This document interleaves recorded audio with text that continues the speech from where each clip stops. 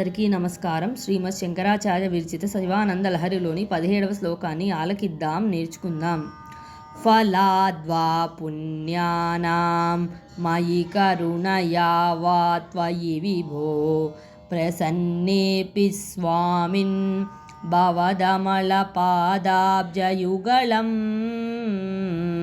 కథం పశ్యేయం మాం స్థగయతి నమః సంభ్రమజుషాం నిలింపానాశ్రేణిర్నిజ కనకమాణిక్యమకుటైః.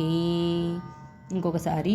ఫలాద్వా పుణ్యానాం మయి కరుణయా వా త్వయి విభో ప్రసన్నేపి స్వామిన్ భవదమల పాదాబ్జయుగళం కథం పశ్యేయం మాం స్థగయతి నమః సంభ్రమజుషాం నిలింపానాశ్రేణిర్నిజ కనకమాణిక్యమకుటైః.